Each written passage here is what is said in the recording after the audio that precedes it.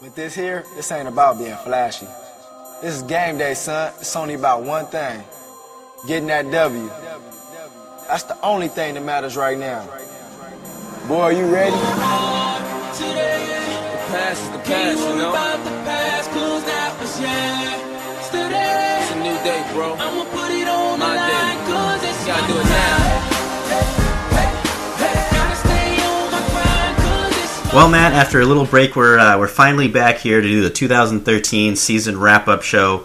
I got to be honest, it looks a little bit more like a 2014 preview show, but I mean, does anybody really want to hear us just talk about 2013 stats end on end, just over and over? I mean, no, that's what Google's for. Yeah, I mean, Google, ESPN, any of those guys. But we know if you're listening to this, you're getting ready to prepare for your 2014 season, so you know, that's why we're here. That's what we're doing. If you really are preparing for your 2014 season, you have no life. No, come on. Come on now. No, I'm preparing. I know there's a lot of guys out there. Yeah, but we don't have a life.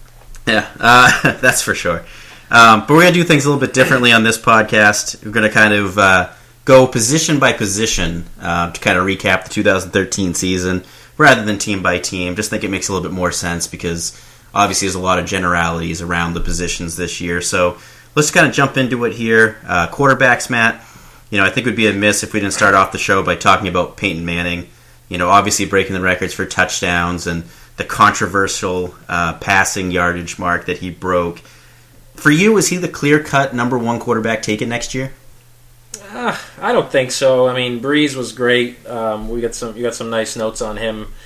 You know, Cam's the guy you got to look at as he gets better, as he gets older. But you're not thinking about Cam over Peyton. I'm just, you're talking about a guy who's getting another year older. He does seem like the ageless wonder, and certainly wouldn't be sad if Peyton Manning was my starting quarterback. Yeah, I'd say he's 1-2, right in that range for sure. I'd say him and Breeze are going to be really close for me, and I know I said it last year, and it kind of backfired on me, but I think because of the age thing, I'm going Breeze, and again, Breeze has been a little bit more consistent. You know, he was the number one quarterback in 2011, number one quarterback in 2012, has 3 number one rankings in the last 6 years, so really consistently getting it done. You know, we talked about it in a previous podcast, but, hit the 5,000-yard passing mark for the 4th time ever this season, and no other quarterback in history has even hit that mark twice. So that really kind of tells you about how consistent Breeze has been in the passing game. You know, it is going to change maybe a little bit for him. Jimmy Graham is a free agent this year, so that's going to be interesting. Obviously, if he loses Graham, it's going to be a big downside to Breeze, but I don't see that really happening. No, Graham ain't going anywhere. Yeah, they're left to re-sign him. But, Matt, you bring up Cam Newton. You know, he's finished as a top 4 quarterback in each of his first 3 seasons in the NFL. Is this the time we start considering him an elite quarterback? Yeah, absolutely. And this was the year where he's always had the numbers, but this is a year where his team won. I think they started out 1-3, if I'm correct. They had a slow start, yeah. And then finished the way they did. I think you just saw him come into his own. The natural talent was always there. Now the game's really just slowed down for him, I think, in his 3rd season, and that's why I kind of mentioned him earlier. Next year, you've seen the improvement. The team improved. I don't think Cam's done improving either. So there's a chance. There's a chance for him next year being number one by the end of the season. I'll say to your point too. Cam Newton every year seems to start off very slow and then really pick it up. Second half of the season, last 3 quarters of the season. He always kind of has that really slow first month and a half, and then really picks things up. Yeah, imagine if they got him somebody to throw to this offseason. Yeah, I mean, they have to. Steve Smith, another year older. The other guys around him. I mean, Brandon LaFell kind of looked a little bit better this season, but seemed like down the stretch, actually, Greg Olsen ended up being his number 1 receiver, it seemed. Yeah. So that'll be interesting, too. We may talk about him a little bit later when we get to the tight ends. But, Matt, 3 quarterbacks that really kind of came into their own this year. Andrew Luck, Andy Dalton, Phillip Rivers. At the beginning of the season, if I told you all of them were going to be top 7 quarterbacks, which they all finished, which one of them would have been the biggest surprise to you? Andy Dalton, for sure. We've seen Phillip Rivers do it. Andrew Luck, obviously, he's the poster child of potential. So I would have said definitely Andy Dalton. No way top 7, but he did it. Oh, see, for me, I would have gone with Rivers just because of how bad he's been recently. Losing Denario Alexander early on in the season, Malcolm Floyd banged up a lot. A lot of question marks in his receiving game, and just as bad as he's been. But if you were ranking these three guys for next year, how are you going to rank them? I'd have probably Luck, Rivers, Dalton. What a terrible playoff game for Dalton. He's just so inconsistent, and obviously, I guess after seeing Luck first half compared to the second, I guess you could say that about him every once in a while too. But I think he's a guy on the way up. Andy Dalton, I really think, has just reached his max. I don't think he'll ever be an elite guy like Andrew Luck can be and Phillip Rivers has been. You mentioned, Andy Dalton. It seems like you're kind of down on him. I actually would have had him first out of these guys with Luck second and Rivers third. But I actually saw a thing this week that showed over the last 3 seasons, Andy Dalton actually had slightly better passing numbers than Jay Cutler. And he actually has the same win-loss record, very similar win-loss records. So I think Andy Dalton a little bit better than most people remember. The problem with him is like you said, his consistency. Has a great game one week and the next week comes out and bombs it. And then has a great game the next week, comes out and bombs it. Whereas a guy, like I just said, like Cutler, is a very consistent 250 yards, 2 touchdowns, and a pick. For me, I like Dalton probably the most out of them. I think he's going to be the most interesting guy out of this group for me next year. And I think he's going to be a lot like Tony Romo was last year. A quarterback that you can take in that 9th to 10th round range and could be a solid quarterback 1 next year. He'll definitely be in your quarterback 1 territory next year, right? In your top 12? Yeah, as we talked about him more too, you got to think about some things that were just running through my head. The weapons that he has are as good as it gets, in the league almost. Marvin Jones coming off 10 touchdowns this year, young player who started to come into his own. Obviously, it's easy to play on the other side of the field when you have A.J. Green. Mohamed Sanu's a decent player. The backfield is very solid with a nice change of pace between the two. So he's certainly got the talent around him, and they're all young. I guess besides Ben Jarvis, but they all are growing together. So certainly he could be better than I think he's going to be. But easy top 12 next year, definitely. Yeah, I was gonna say he's got the 2 young tight ends there. Yeah, didn't even mention them either. Giovanni Bernard, like you mentioned. He's got anytime you can everywhere. Even with Bernard, anytime you can dump a 5-yard pass out to Bernard and just watch the moves he makes and just takes it to the house. Yep. There's things like that where that's more about Bernard, obviously, than Dalton, but, those are going to account for an extra 2 touchdowns a year when Bernard just breaks those little 5-yard passes and does what he does. Matt, Colin Kaepernick, as you know, I was a Kaepernick owner this year, and I found him very frustrating to own and kind of had a hard time trusting him, obviously, second half of the season. Very surprised to see him actually finish as the 9th best quarterback in fantasy points this year. Obviously making him a solid quarterback 1 when you put up those kind of fantasy points. But, I don't feel like he's a guy you could ever really rely on. You know what I mean? He was the 9th best fantasy quarterback, but you never felt really comfortable starting him. He just, so kind of like Dalton, kind of inconsistent. You never knew when the big games were coming. I just thought this was interesting, but from week 11 on, he was actually the number 5 fantasy quarterback. Does that surprise you at all? I guess not necessarily if, knowing how he started and him finishing 9th, obviously it had to do with the second half of the season uptick, but do you think next year is hard to project. You're seeing a much better performance by him week in and week out, and it obviously has a lot to do with Crabtree being back. He's a stud. That, he's not even 100% right now. No way he can be coming off the Achilles. Next year I'm going to love Kaepernick. He's going to be right behind Luck for me. And if we're talking about the 3 guys, I would say Luck, Kaepernick, Dalton, and then Rivers for me. I'm sorry, flip Rivers and Dalton around, but Kaepernick, I can agree what you said where it was frustrating to own him. I think next year is going to be a much better situation. Vernon Davis is a stud. Crabtree's back, and he loves him. I like him next year quite a bit. Yeah, he will be interesting. See how he does this playoffs. Yeah, having Crabtree back really, really helped him. If he gets him for a full season, it's going to be good. And Crabtree, another guy that next year I think will be drafted a little bit lower than he should be. Because Crabtree, would you consider Crabtree next year to be a solid wide receiver 2 with wide receiver 1 upside? Yeah.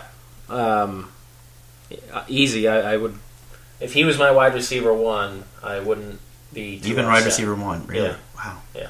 was going to say, I think he's top 20 for me. I mean, look what he was 15, doing before the 16 injury. range. He's come back and picked up right where he left off just about. Next year, with a full offseason, getting 100% healthy. Yeah, I love him next year. I'd be okay with him as my number one. Well, Matt, a quarterback that, I really liked this year, and that was my quarterback one actually over Kaepernick in our home league there, a guy that really surprised us, Nick Foles. This season has to solidify him as the starter in Philadelphia, right? I mean, Vic's pretty much gone. His contract is up. Yeah. He's a free agent. It's Nick Foles' job next year. But, take out the first 2 games as a backup when he went 3 for 5, 49 yards and a touchdown. And in 11 games this season, Foles had 2,842 yards, 26 passing touchdowns, 3 more rushing touchdowns, and only 2 interceptions. I mean, over a 16-game season, he's getting you 4,000 passing yards, 38 total touchdowns, and only 3 interceptions. That would just be an amazing season. I mean, to give you an idea, that's good for 370 fantasy points, and he would have been your number 2 quarterback this season, obviously after Peyton Manning. A couple of quick things on Foles. 9.12 yards per attempt this season, highest in the NFL, as well as 119.2 quarterback rating, also the best in the league. Where do you think he goes next year? I think he's a top 6, top 6-7 quarterback next year on a consistent basis, I would say, in drafts. And, the potential to be right up there as a top 3 guy by the end. I mean, look what he did this year with another season. This is an offense that he just learned this year, too, first-year coach. So, it's got to be exciting to be a Nick Foles owner next year, I think. The only thing that worries me about him is I almost see him as Colin Kaepernick was this year. You know what I mean? A guy that you only got for half of the season, lit it up for half of a season, got drafted relatively high because of that, but had a little bit of a regression because defensive coordinators had a full season to prepare for him, kind of watch the game tape on him, pick up on his cues, and kind of regress him back a little bit. Are you worried about that regression a little bit? That's possible, but I'm one that thinks Chip Kelly's a genius, so I think he'll work on those defensive tendencies throughout the offseason to counteract it. I'm not worried about Nick Foles next year in that offense with Chip Kelly in Philly. Matt, a quarterback that I am worried about next year, and you actually owned him this year, Matt Stafford. I mean, wow, he just fizzled out faster than a sparkler, I feel, on the 4th of July. Let's assume your fantasy season goes, week 1 through week 13 for the regular season, like many fantasy leagues do. Through week 13, he was the number 3 quarterback in fantasy. But then weeks 14 through 17, he was just the 29th best quarterback. The only quarterbacks he was ahead of that played, the same amount of games, Kellen Clemens and Eli Manning. Basically this was a guy that got you to your fantasy playoffs and then just dogged it throughout your fantasy playoffs. How does this make you feel about Matthew Stafford for next year?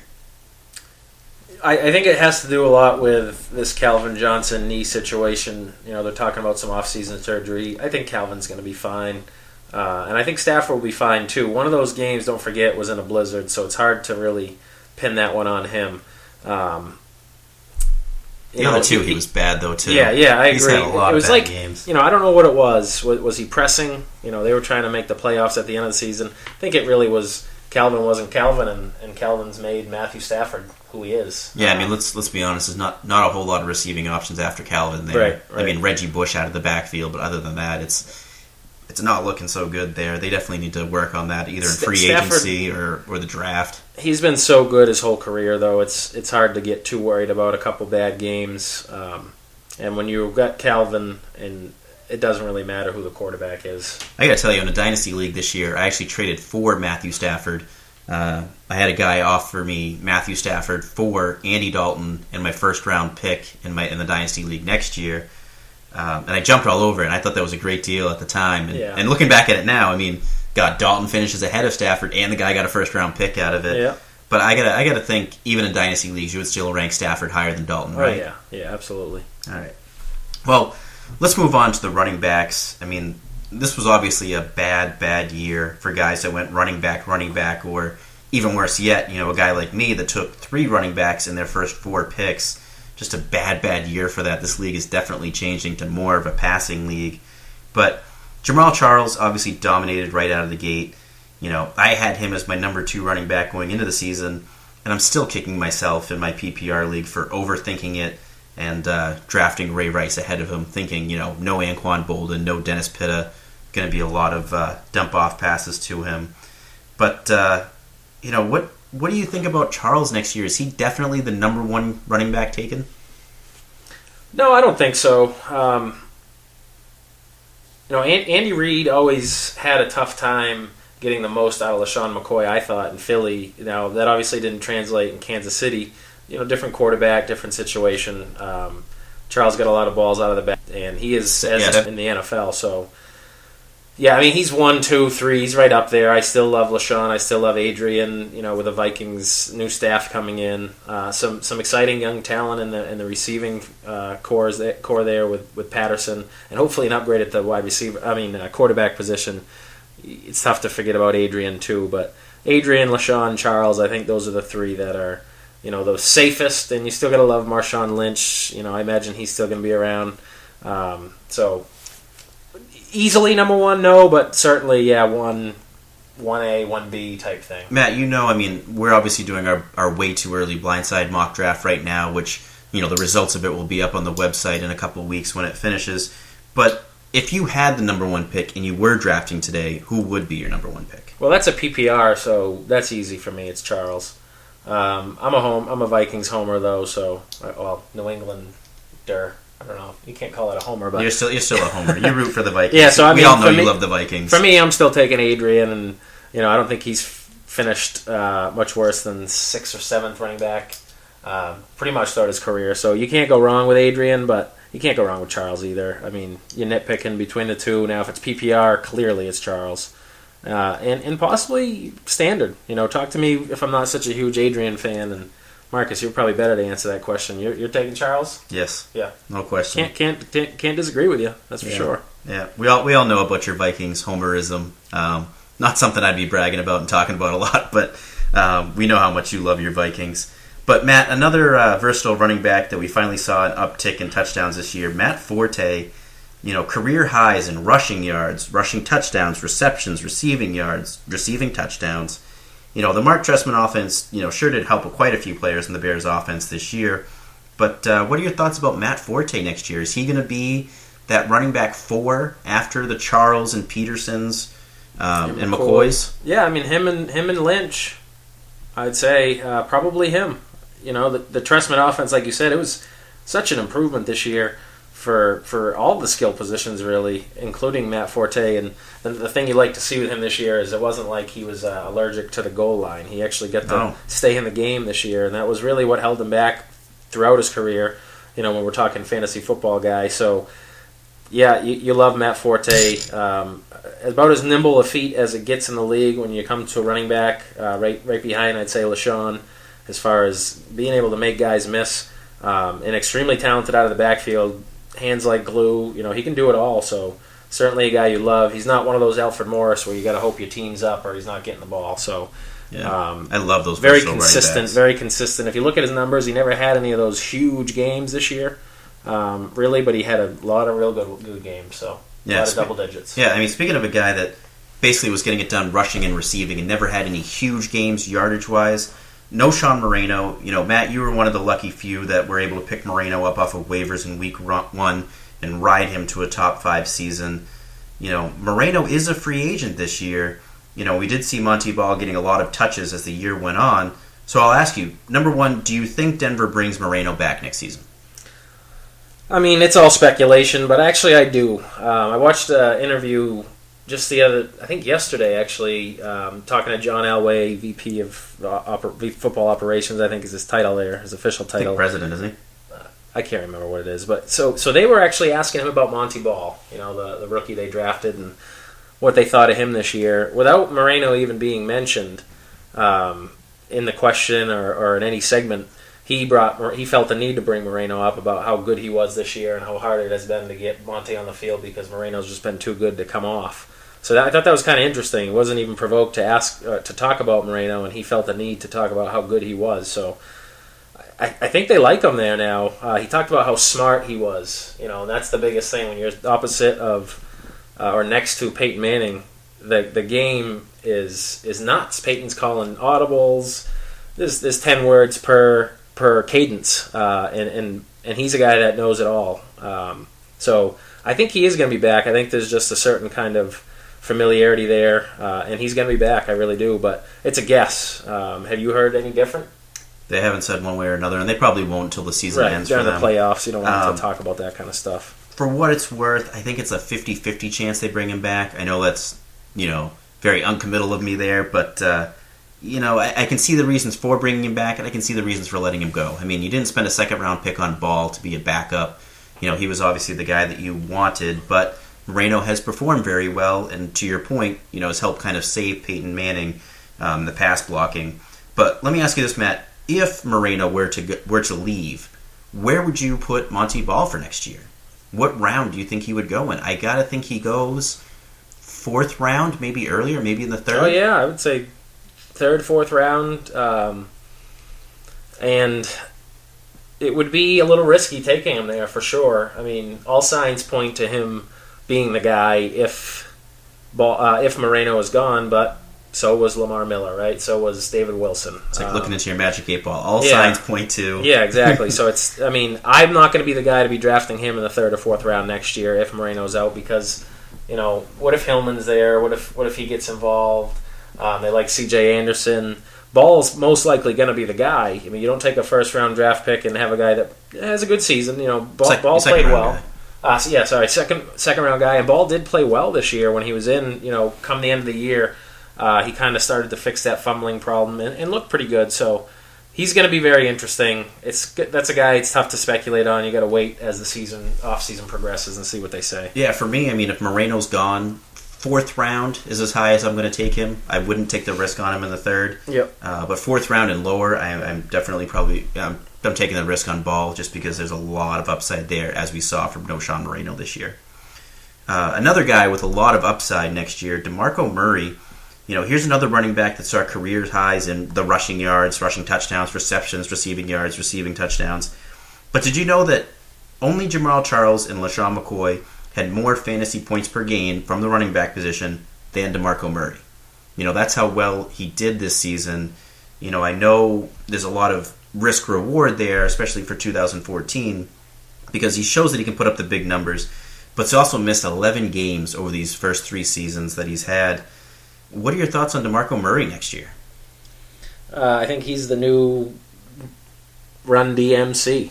A guy with all the talent in the world, but has a hard time staying on the field. A big scare because he's just always getting banged up. So yeah, it's a good comparison.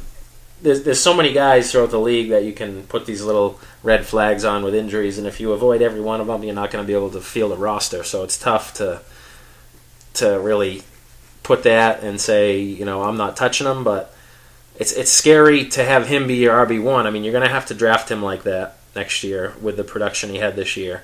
I'm pretty certain of that. So it's hard to rely on him as your main guy, but also, I mean, he is a very good player in an offense that isn't too bad at all. Terrence Williams, you think is going to improve and really solidify that second wide receiver in that team, which will help everybody. So it's tough to say where I want him next year, if I want him. My guess is he goes end of the 2nd, early 3rd, maybe mid-3rd, which I think even last year we kind of saw. That's around where these types of running backs go. The guys that have a lot of potential, but also have a lot of question marks to them. This is where we saw Darren McFadden go last year. This is where we saw MJD go. Those types of guys right around there because they have a lot of question marks to them, but could very well outproduce, that draft spot because of their production that they have shown. Matt, the rookie running backs this year really kind of showed their stuff second half of the year, and I think these guys are going to be really interesting in drafts next year. The Eddie Lacy's, Le'Veon Bell's, Giovanni Bernard's. I'll go right out and say I love Eddie Lacy next year. I think a lot of people will. Aaron Rodgers will be back to help keep defenses honest and open things kind of up for him. Finishes the number 6 running back this year in standard scoring leagues, and I think he easily finishes top 5 again next year. What do you think? Yeah, I would say no question. You're talking about another year in the league. You're talking about hopefully a full season from Aaron Rodgers. I mean, if he was around, who knows if he would have finished 4. Having a guy like that obviously makes running the ball a lot easier. So Aaron Rodgers is excited. He said about the next 5 to 6 years, he thinks he's got a great championship window with this roster, and I agree with him. Lacy he's Marshawn Lynch 2.0. He's a beast. You watch this last playoff game. I mean, it hurt to watch the defenders have to tackle him. He just bounces off of them like a pinball, and it's not like he's a slow plotter either. The guy's got great feet. He's got some decent speed. I love Eddie Lacy. He's literally, I mean, obviously the hair looks identical too, but just watching him run, he reminds me of Marshawn. I think he's a perfect comparison to him, and actually catches the ball out of the backfield well too. So you got to love Eddie Lacy next year. He's a guy that's right there with Matt Forte, I think. Yeah, him and Lynch, like you said, which is again another great comparison. That's exactly who he looks like. You know what? I want him over Lynch next year. Yeah, I do too. Le'Veon Bell, Matt. I know I've said it before on podcast. I've been dead wrong about him this year. I miscast him as the 6'1", 244-pound bowling ball. That couldn't catch when in fact he definitely can. Very involved in the passing game. Only 100-yard rushing game this season, but made up for it with his 45 receptions for 399 receiving yards. Obviously missed the first 3 games of the year, but going from week 4 on, he actually finished number 8 among running backs in fantasy, and just really kind of showed, this was another guy that rushing and receiving combined, those total yards combined, along with those touchdowns, really made him, a strong running back 1. Yeah, guy, another one, in our way too early mock draft, I actually took him in the 3rd round as my RB2, and I love it. That's amazing. Yeah, I love it. Even in it's a PPR league. We're talking a second year again, another year to learn the offense, and also Bell, like you said. I mean, like I said, he's 45 catches this year. He's a guy that does well out of the backfield. He's 6'1", 244, but he's not. That sounds like a fullback. He ain't a fullback by any means. The guy's got great feet like Lacy, unbelievable balance. He can do it all, and you got to think the Steelers are going to improve that offensive line this year. It was terrible this year, and it has been for a few years. He did that behind that offensive line. I think it's got to improve. It can't go anywhere but up. Love it. Love Le'Veon Bell next year. Love Eddie Lacy next year. The next guy, Giovanni Bernard. I think I'm with you. I'm not so excited about him. Yeah, Giovanni Bernard this year finished as the number 16 running back. Just seemed very inconsistent to me. Had big games, had bad games. Probably relates a lot to what Andy Dalton was doing, because obviously Bernard very involved in the passing game, but ended up finishing the season with 1,200 total yards and 8 total touchdowns. Ben Jarvis Green-Ellis still has 1 year remaining on his contract for next year, so Ben Jarvis still going to be in the mix next year. So you got to kind of tame your expectations, I think, for Bernard. But I think the sky's the limit for him after that, after Bernard leaves. After Ben Jarvis leaves. After Ben Jarvis leaves, yeah. The names are a little bit too similar. These Ben Jarvis, Giovanni. So anyways, yeah, I agree. The thing is with him, Ben Jarvis isn't going anywhere next year. He's still going to be there. They're going to eat into each other just like they did. They're both solid running backs this year. If they were on your roster, you weren't losing games because of them very often, but not on the same breath as Bell and Lacy, that's for sure. Matt, we talked earlier with DeMarco Murray about guys that kind of all have a lot of question marks to them, and a couple of guys that obviously are going to have big question marks, and maybe even new teams next year, a couple of them. MJD, Darren McFadden, and Ray Rice, big disappointments this year for a lot of fantasy owners. I think these 3 guys are probably going to be grouped very close together in fantasy rankings as well as fantasy drafts. What round do you think these 3 guys go in next year? I'm not even going to answer that. It's impossible to guess. Yeah, I don't even know where they're going to be, what the situation's going to be like. They're already talking about in Baltimore, is Ray Rice's role solidified? They want to get a game breaker in there. They want to get a running back that can break a big play. It was missing in the offense, and it killed the offense this year, and Ray Rice certainly didn't provide that. I do think he can have a little bit of a bounce-back year. I mean, Bernard Pierce struggled mightily as well, so I think there was a lot more than just Ray Rice's talent. I can't imagine a guy just drops off the face of the earth like that fast. So I think for him, he's the most promising one. But, MJD was solid this year on a terrible team. We'll find out where he goes next year. And then McFadden, I'm done with him. Let's for a second assume that MJD and McFadden find teams where they're going to be the starting running back again. They're going to have the starting running back role. it sounds like obviously Ray Rice you're drafting ahead of the other two. Yep. How do you rank the other two? Or is it going to ultimately come down to what team they land on? Yeah, it really does depend on what the situation is going to be. I think MJD is a better player right now than Darren McFadden. And also McFadden, we've just seen it year and year and year and year and year out. He can't stay healthy, and that's not going to change. So MJD is clearly ahead of Darren McFadden for me, but it's going to play a huge... where they end up is going to play a huge role in what I think of them, obviously, because either one of those will be in the same situation next year. I think Ray Rice will be on the same team, but not the other two. For what it's worth, and I have nothing to go off of other than my pure speculation and where I think he would be a good fit, I see MJD as being a good fit in Cleveland. I don't know why. I just really feel like that would be the role for him. It would be a place where he can go, be the starter, remain the starter. It's a team that could potentially pay him the money that he's going to be looking for, and it helps give some veteran leadership to a very, very young team. What do you think if MJD lands in Cleveland? Yeah, I guess that would be a real good situation for him there. Still a good player on a terrible team, though. Yeah, and that's a little bit better team, but still a bad team. How picky he's going to be? You got to figure MJD would like to win some football games, right? You would think. Does he want to go to Cleveland, really? But how many teams are going to be calling? I think he's going to be chasing the money. Exactly. And how many teams are going to be calling? This is going to be his last contract, so he would serve him best probably to go where he can get the money. Not like he hasn't made plenty of it. He is later in his career, and maybe winning is very important to him. That's something that I don't know. I think he's chasing the money. He is going to be chasing the money. We'll see. We'll see where he ends up. CJ Spiller, Matt, I think this is a guy that's going to be really undervalued next year. At the start of next season, Fred Jackson's going to be 33 and in the final year of his contract. And even CJ Spiller this year had 234 touches, still had over 1,100 total yards. I just feel like next season they work on that offense and really try to feature him. Yeah, and also, can he just be healthy? I think this year we just saw an 80% CJ Spiller most of the season at best. So the excitement will be there again, and I think you can get a steal with him. The thing is his name is so big that I think as the season gets closer, as reports of him being healthy, and we're going to run him so much that he pukes, like they were saying this year, which never happened. Right, exactly. Never happened. But I think he'll be one of those guys. He's still young enough where his value is going to rise as the season goes on, and you'll get him closer to where you kind of had to get him this year. Not obviously not in the top 10 picks, but. Right. I think he'll probably still, as the season off season goes on, and the reports are him being healthy, blah blah blah.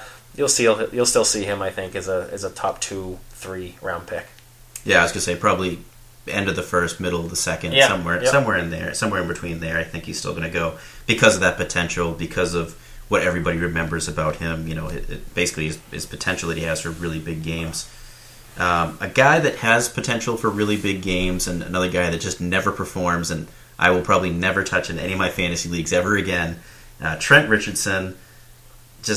I originally was kind of buying into the fact that by being with the Colts, having a full offseason, hopefully with them coming up, that he would really get a chance to kind of, learn the offense, learn his role, and kind of next year be his breakout. But Donald Brown has really looked good, as that number one running back next year, and I don't see him going away. How do you think this is? How are you going to rank these guys next year? Which one do you think goes first in fantasy drafts?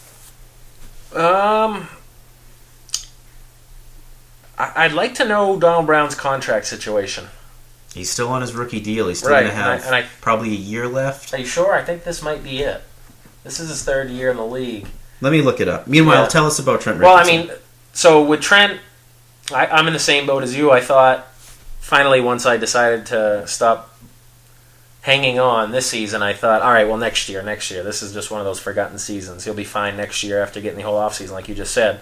But you're right. Donald Brown has really picked it up. And what a play to lateral to Andrew Luck there for that touchdown, huh? Yeah. No, it wasn't a lateral. What? You missed that one, but I'm not paying attention. So I'm looking up stats for you. Well, just go. I was joking. Did you see after the game they were talking to him about that fumble recovery from Andrew Luck, and he said, "Oh, yeah, that's how I drew it up. It was a lateral. I saw it. I didn't have a chance, so I just threw it back to him." Yeah. Like he did it on purpose. Yeah. So but Donald Brown looked a lot better as the end of the season went on here than I ever thought he looked. I hated Donald Brown. I thought he was a talentless running back in this league. since he's been here. And then this season, it's like a fire got lit underneath him. And maybe it was Trent Richardson fire. But he looked good. What did you find out about his contract? He is an unrestricted free agent this season. Yeah, so it's going to be interesting. So I'll say this right now: if they don't bring Donald Brown back, you like Richardson Trent. is you love him. third, fourth round pick again. I thought so. Yeah, so that's gonna be huge. What do they do with Donald Brown? Are they going to re-sign him? And beyond that, don't ask me any more questions. Let's wait till then.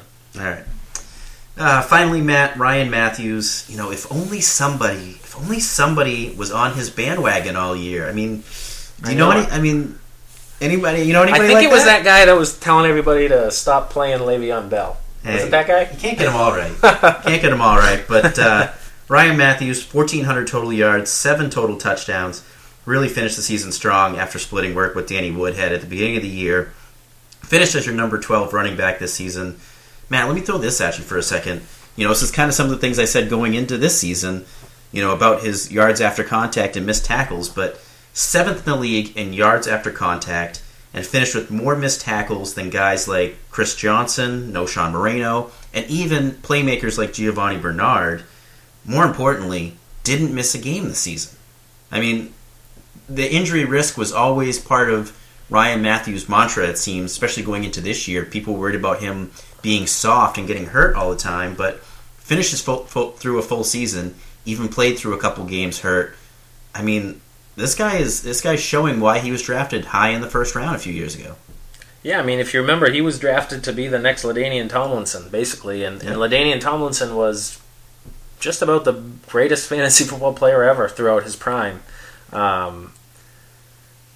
It's obviously taken some time to kind of to show that, and he's had his flashes. I mean, I remember watching the first preseason game of him as a rookie, and I thought, wow, this kid is a stud.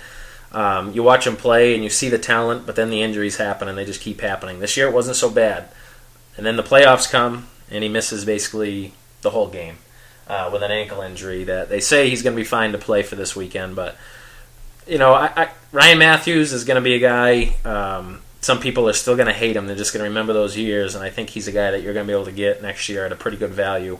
Hopefully he's gotten past this realizing, hey, I got to play banged up, and he did that this year. So I think, especially with the uptick that Phillip Rivers had this year, Ryan Matthews is going to be a guy to get on your roster next year. He definitely proved his worth.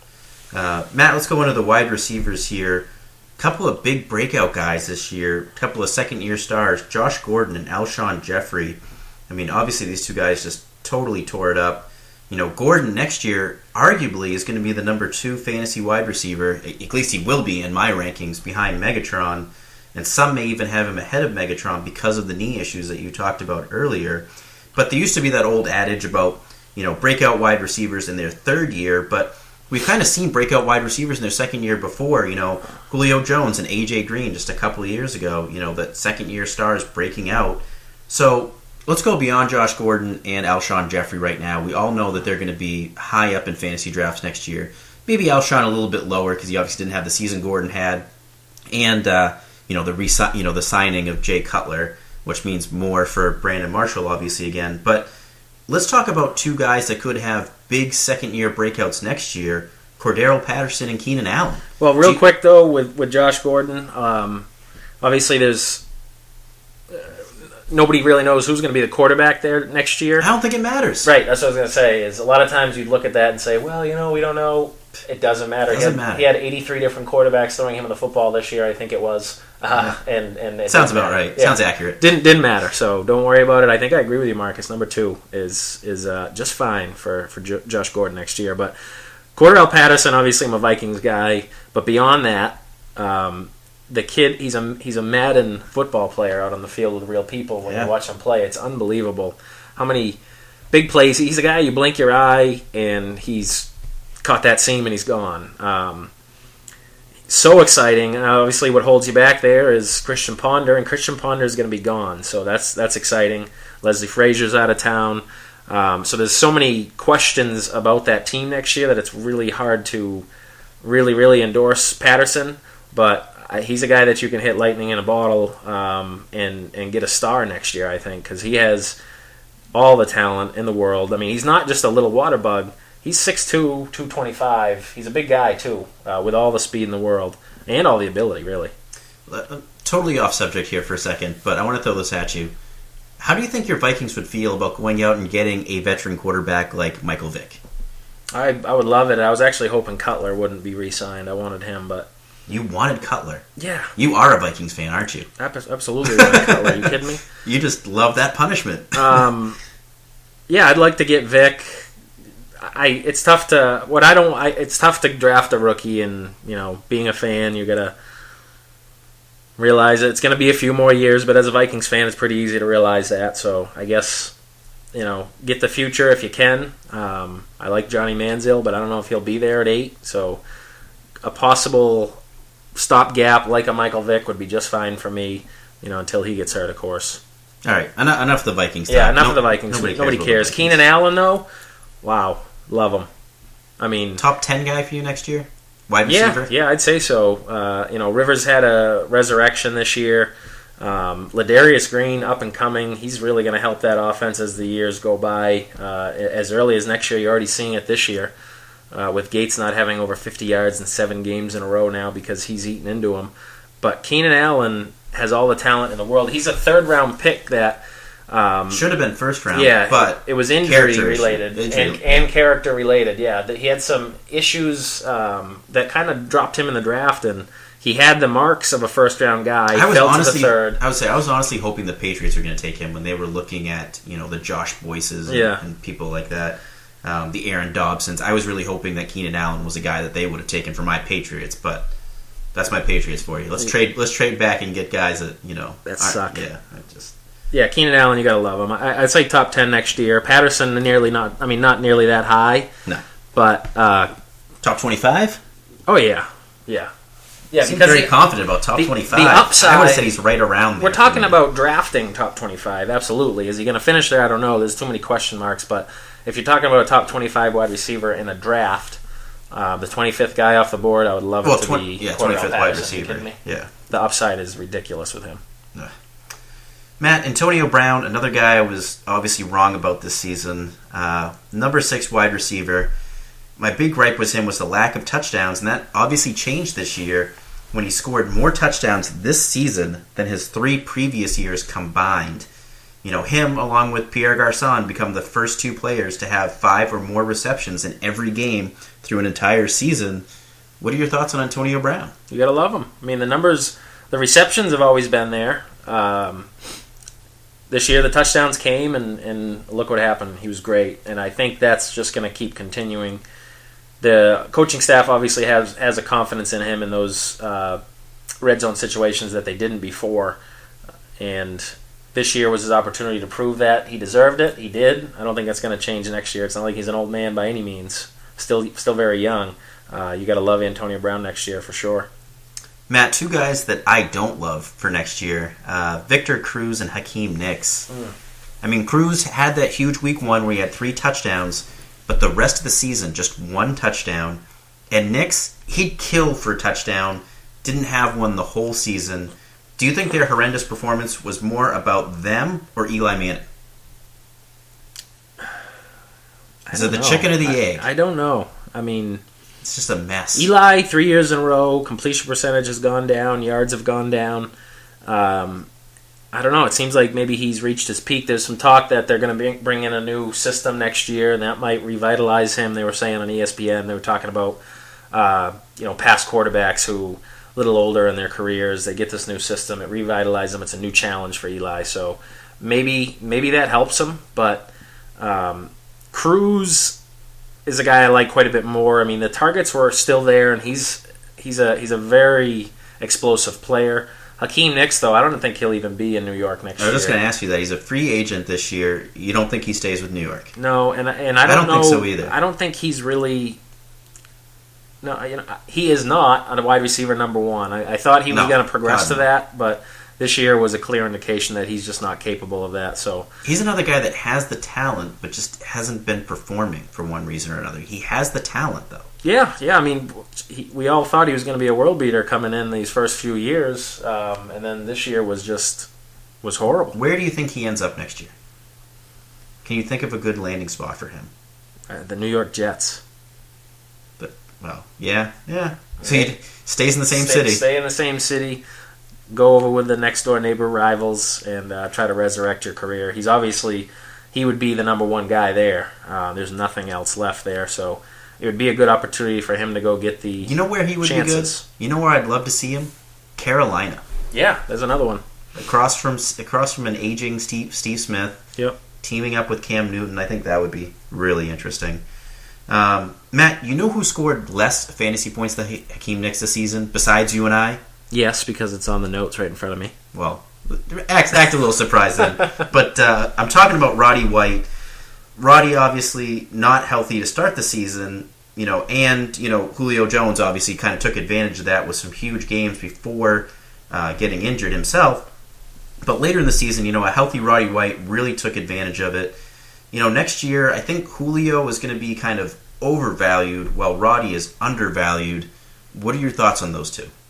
I think you hit the nail on the head there. I think everybody's going to remember those explosive games from Julio Jones and not remember that it was because Roddy White was hurt, not getting as many targets. It wasn't because of that. I mean, No, Julio you know is what I'm certainly saying. capable. Right, he is as capable, far as talent but- goes, there's Julio, there's AJ Green, there's Josh Gordon, there's Megatron, and those guys are all kind of on a different level. I guess Dez too, but Julio. Will he be overvalued though? I mean, the numbers aren't there. A lot of people may forget what he did to start the year because of the injury in the season. I don't think anybody's forgetting. Yeah, I mean, not your fans like us, but maybe some of the guys that aren't. I think so what into people it. will forget is Julio's injury concerns. He's had a lot of injuries throughout his career that's caused him to miss a lot of games. Yeah. Very DeMarco Murray-like, but people just remember those explosive games, and that's what kind of sticks in their head. And, he's that young, fresh name.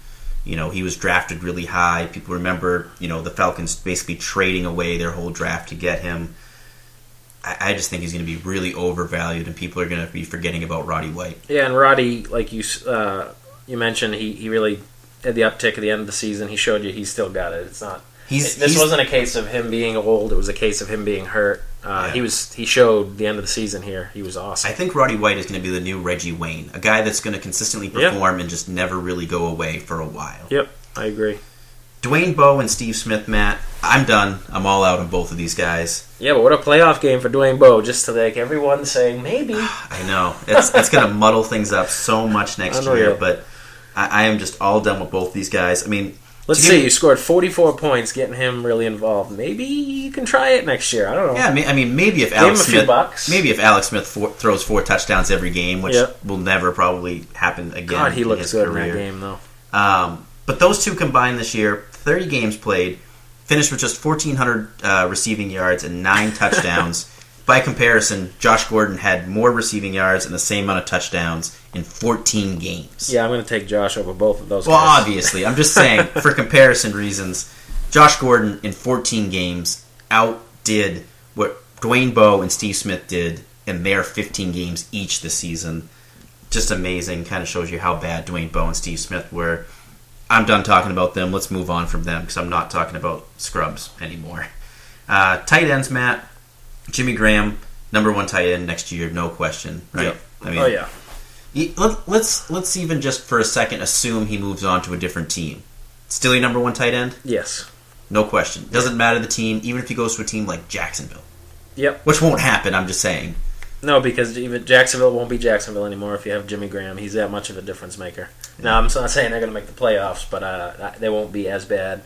Jimmy Graham's too good. It doesn't matter where he is. He's still, if Rob Gronkowski wasn't as brittle as something that's really brittle. My mom's China. How's that? Then I would probably say Rob, but he's not able to stay healthy. It's Jimmy Graham. I don't care where he is, but he ain't going anywhere. Yeah. Speaking of Rob Gronkowski, Matt, does he play next year? He probably does. He is just he'll play. He's so banged up. Just everything seems to just happen to him. Mm-hmm. Let's just assume for a second that his back is fine, his forearm is fine, all that is fine, and he's coming back from the ACL. When do you think he'll be back next year? What week? I'm going to go out on a limb and say 8 to 10 is when he'll be back. Sure. I'm going to say it's I'm not even going to bother. I don't know. I'm just saying he seems like the type of guy that he does take a little while to come back from injury. I mean, the forearm and back stuff wasn't supposed to be a big thing, and it kept him out the first 6 weeks of this year. You know what I mean? Yeah, and when he comes back, how much longer till he's hurt again? He plays like such an animal. You see him dragging people, and that's the vision you have of Rob Gronkowski. Almost when I shut my eyes, I see him being dragging 3 defensive players along into the end zone. But also that takes a toll, and it just seems like this is something that might keep happening. It's unfortunate because he's a guy that we could talk to our grandkids about seeing the greatest tight end ever. But I just don't think it's going to happen with the injury history, and it's too bad. I love it when he plays, but when he plays is always a question mark. Matt, Vernon Davis, we talked about him a little bit earlier. Kaepernick just loving him this year. 13 touchdowns, matched his career high. Finished the season with a touchdown in 6 of his last 7 games. Is he going to be your number 2 tight end next year? Sure, but I bet you all the guys that had him this year and lost the championship game because of his 0 might have a little sore spot with him. But Vernon Davis will be my number 3 next year. Number 3. So let me ask you this, because it sounds like the next guy on this list might be your number 2. Julius Thomas. Yep. For me, like we just said, Graham is the clear-cut number 1. And I feel like Vernon Davis and Julius Thomas are the guys in that second tier, and obviously the big drop-off after those 2, but I feel like those 2 guys are the guys that everybody's going to have 2 and 3 next year in some sort of way. You said you have Thomas number 2. I got to think that I'm going to have Thomas number 2 next year too, just because I think with Crabtree back next year, that's why I said that. Yep. It's going to kind of bump Vernon Davis down a little bit for me. But Julius Thomas, finished the year 793 yards, 12 touchdowns. For what it's worth, Eric Decker is a free agent this year, so we could see more targets for guys like Thomas and Welker should Decker leave. It sounds like you said, number 2 for you, number 2 for me. So we'll move on from Julius Thomas. Jordan Cameron, Matt, a hot start and a really cold finish. I'll go on record right now as saying if I don't get one of those top 3 tight ends, I'm waiting on tight end. What about you? Yeah, absolutely. A lot of guys in that middle range that I can be fine with. Way late. Yeah, and he's one of them. And Cameron, God, it was interesting the way he started so strong and the way he petered off at the end. But I think next year can be a little bit more of a bounce back, a little bit more like the beginning of the season. He's just too good of a talent to not get him more involved. And obviously, defenses are going to have to spend the offseason game planning for Josh Gordon because he's unstoppable. So the Browns got to realize that and make sure they get him a little bit more involved in the game plan. Finally, Matt, two tight ends that could be the Julius Thomases and Jordan Camerons of next year. Jordan Reed and Ladarius Green. I know we talked about Green a little bit earlier, but I know you love Jordan Reed. What are your thoughts on him next year? Fred Davis, by the way, a free agent, so given his age and everything, he's pretty much out of the picture. Yeah, Fred Davis, regardless if he's there or not, I think Reed's the guy for sure. Oh, yeah. The concussion thing is concerning. He missed a lot of games here at the end of the year with that. But they had nothing to play for. Exactly. So I didn't see any problem with shutting him down, just like they shut down Griffin. Yeah, and that might have been really what it was. I don't know for sure. I think he's a guy you got to look at as a big piece of your future there in Washington. Him and Griffin had a great rapport going, so he's actually, I think I'm going to have him kind of right behind those 3. Obviously, there's a big drop-off, but I think he's going to be my next one for me next year. And that would be a little bit of a, going out on a limb, of course, but from the little bit that we saw this year of him, I really liked what I saw. So, no, I could see him as the number 4 tight end. That's probably where I'll have him ranked as well. Kickers and defenses, Matt. I'm not talking about kickers and defenses. If you're really out there looking for a podcast on kickers and defenses, you need to tune into a new podcast. Yeah. Or just stop listening to podcasts. I agree. All right. Real quick, I just wanted to bring up, because I know we didn't spend a lot of time on it this year, but the Blindside Staff League, obviously we saw the amateur Daryl Handman kind of take down our expert Ty Miller, 134 to 121 in the championship game. So I just wanted to recognize Daryl and congratulations on winning the championship. By winning the championship, he's obviously earned a spot into next year's league to defend his title. But really impressed by the season he had. I mean, Listen to his first 3 draft picks this year. Trent Richardson, Julio Jones, and Randall Cobb. Woo! And he still won the championship. Yeah. That is amazing in-season management. Congratulations to him. Came back and made some great Either that moves. or he's that awful that he drafted Trent Richardson number 5. No, I mean... I'm just kidding. At the beginning I'm of the just kidding. season... No, but I see what you're saying. It's basically your top 3 picks did nothing for you. Obviously Julio being hurt, so... But wow. listen, I mean, look That's at this, amazing. though. He ends up picking up Nick Foles during the season and then had a great stretch run by guys like Le'Veon Bell, Pierre Garçon, and D'Angelo Williams. Kind of showed that he's kind of like the Ravens 2012. If you have a team that really steps up through your fantasy playoffs, that can win you a championship. Even if it was just that team that barely makes it into the playoffs, you have a great championship run like that. Hey, our home league first year, we had a guy that went 6-6. Yep. He was the last seed. He won the Super Bowl. championship. But finally, guys, make sure to follow Matt and I on Twitter. Me at Marcus Katkin, Matt at Matt Dugal. Keep sending your questions to #BlindsidePod. We'll obviously save them for a couple of the off-season podcasts that we will have. Obviously, after this one, we'll be taking some time off, so you won't see a podcast for a little bit. But real quick, if you want to be a blogger on our website, make sure to email us at career@blindsidefootball.com and send a couple of your writing samples to us so we can get you on our team. Just a couple of notes here for next year for you guys. We're going to have a draft guide come out next year, which I'm pretty sure is going to revolutionize how fantasy football draft. Leave it at that. Oh yeah, it's a teaser. All right, it's a teaser. All right. Not letting the cat out of the bag yet. We will be getting more daily fantasy football league content on the site, and the site is getting a whole fresh new look, complete with mobile capabilities and tablet functionality to it as well, so it'll look a little bit better on your mobile devices and on your tablets. Big things obviously happening for Blindside Football in 2014. Finally, guys, if you love the podcast, please make sure to leave us a review on iTunes. Let everybody know how much you love us. Matt, we love you. We love all of you. Yeah, this is it, Matt. Last podcast for a little while. Anything you want to leave the listeners with? Thank God. All right, guys. With that, we'll see you guys in probably a couple months. See ya.